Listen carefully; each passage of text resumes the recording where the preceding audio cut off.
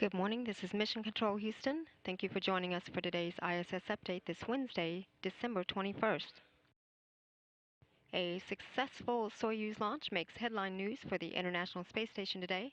Earlier this morning at 7:16 a.m. Central Time, the Soyuz TMA-03M, carrying its crew of 3, NASA astronaut Don Pettit, Russian cosmonaut Oleg Kononenko, and European Space Agency astronaut Andrei Kuipers, lifted off on time and as scheduled from the Baikonur Cosmodrome in Kazakhstan.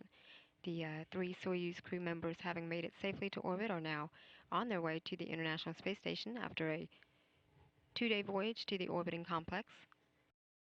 Now only a few hours after liftoff, we're now looking at a live view inside the International Space Station Flight Control Room, where the team here has been monitoring the systems aboard the station and supporting the day's activities of the Expedition 30 crew members now on the space station.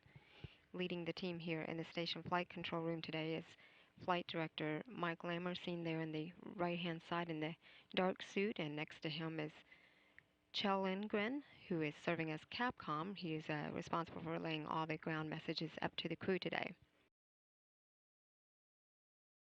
Meanwhile, aboard the orbiting complex, awaiting the rest of their crew to arrive, Station Commander Dan Burbank and flight engineers Anton Shkaplerov and Anatoly Ivanishin are in their 5th week as the Expedition 30 crew, their 6th week in space.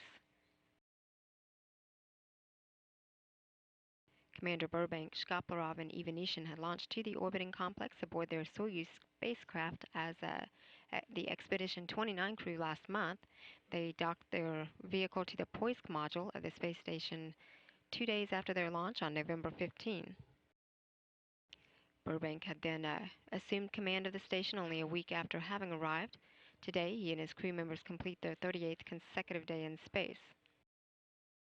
With another Soyuz now bound for the International Space Station, crew members aboard the orbiting complex remain busy to support ongoing research into the effects of microgravity on the human body, biology, physics, and materials, as well as perform some regular maintenance and upkeep to their orbital home away from home. The space station with its crew aboard is now flying at an altitude of about 234 statute miles.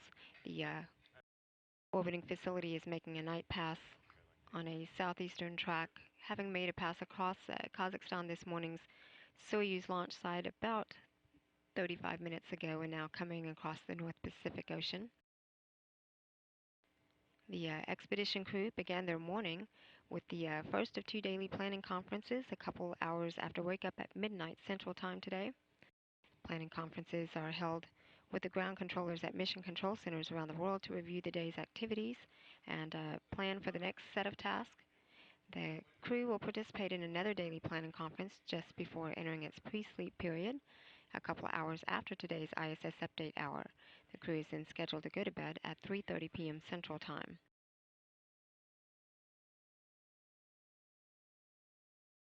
During today's ISS Update hour, Commander Dan Burbank will have completed a journal entry as part of an ongoing journal study. Burbank is now deactivating a photo TV laptop to convert the current Russian video signal into a video signal for downlink via Ku band in advance of Friday's anticipated Soyuz docking. He will then participate in a standard private medical conference and begin an hour of his 2-hour daily physical exercise. Meanwhile, Anton Shkaplerov and Anatoly Ivanishin are working together on the Russian bar experiment that tests detection methods and means for depressurization of the International Space Station modules. The pair will begin their second hour of physical exercise after concluding that science experiment operations. And earlier this morning, Commander Dan Burbank had moved some food containers that were brought up on the last Progress supply ship, that Progress 45. He then relocated some items in the Quest airlock to set up for and perform some maintenance, regular maintenance, scrubbing the cooling loops of the 2 U.S. spacesuits that would be used during a spacewalk. Commander Burbank also changed out samples for the ongoing preliminary advanced colloids experiment known as PACE within the fluids integrated rack that looks at how fluids react in microgravity. Later, Anton Shkaplerov and Commander Burbank set up and tested the KU scheme for analog docking video in preparation of the Soyuz TMA-03M's arrival. The Soyuz carrying the three new crew members is scheduled to dock to the Rassvet module on Friday at 9:22 a.m. Central Time.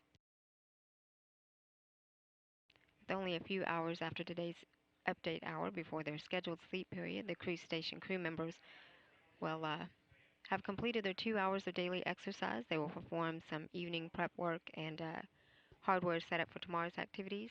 They'll also participate in their second and final daily planning conference before winding down their day with mealtime and some personal hygiene. The expedition crew again is scheduled to go to bed at 3:30 p.m. Central Time. This is Mission Control Houston.